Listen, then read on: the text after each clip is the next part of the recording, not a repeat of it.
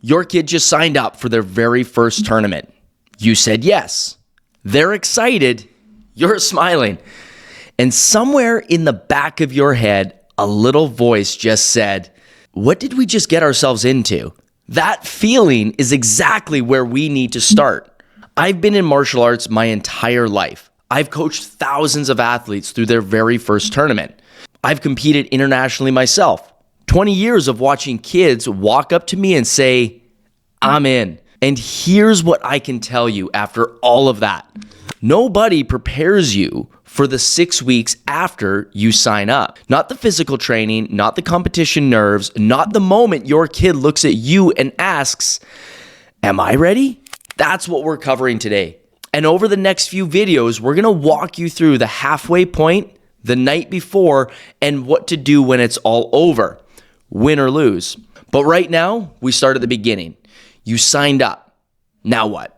My name's Josh Dumoulin. I own Champion Taekwondo in Lethbridge, Alberta, and manage Move Martial Arts here in Arizona. I've been coaching since before I had kids of my own, which means when my son stepped up to compete for the first time, I already knew a lot. The preparation, the mindset, the process. I had coached thousands of kids through exactly this moment. And still, I got nervous for him. Not the kind of nerves you shake off. The kind that sits in your chest and doesn't move. That's when I realized something I hadn't learned in 20 years of coaching.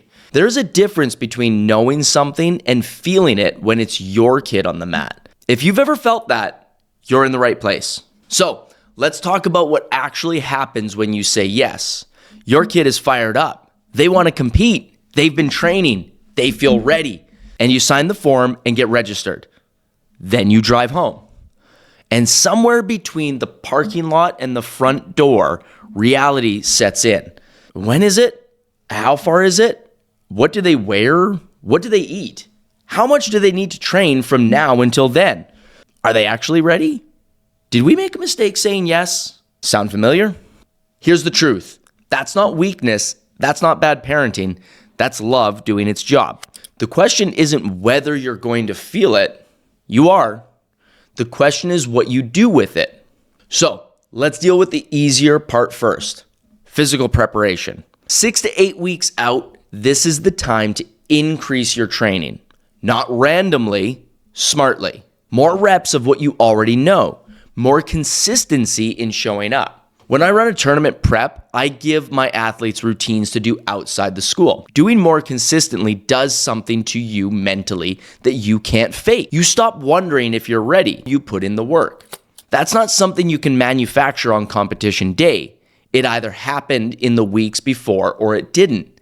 Now, here's where I want to be specific. Adding more training doesn't mean adding new techniques. This is not the time to learn something you've never really done before. This is the time to drill what works for you until it's automatic, until it's instinct. Smart volume, daily consistency. Those two things together, that's your physical prep. Trust the process, trust your coach. And if your coach gives you homework outside of class, just do it. Every rep counts. Now, here's where most of us parents check out. Physical prep, they understand. Show up, do the work, add reps. Mental prep is different. And most people don't talk about it because mental prep doesn't happen on the mat. It happens in the car. It happens at dinner. It happens in the 3 seconds after your kid has a bad class and looks up at you to see how you're reacting. What you say in those moments and what you don't say is shaping how your kid handles pressure. Not just at this tournament, for the rest of their life. Just think about that for a second. Every car ride home from practice, every conversation at the dinner table, every time they fail at something in training, you either give them a safe place to land or you add weight to the thing they're already carrying. That's mental prep. And most parents don't even realize they're doing it. Here's one thing I want you to take from this video. Your job right now is not to prepare them to win. Your job is to prepare them to compete. Those are not the same thing. Winning is an outcome. You don't control the outcomes. Neither does your kid. Not completely. Competing, showing up, putting in the work, giving everything they have, and handling whatever happens on the mat. That's a skill, a trainable skill. And it's one you're either building or tearing down every single day between now and tournament day. The athlete who has done the work knows it. They walk in differently. They carry themselves differently. And when things get hard, and they will, they don't look for an exit. They fall back on what they built. That's what you're building right now. In the 6 weeks nobody talks about. And here's the part that hits different when it's your own kid. You can know all of this. You can coach it.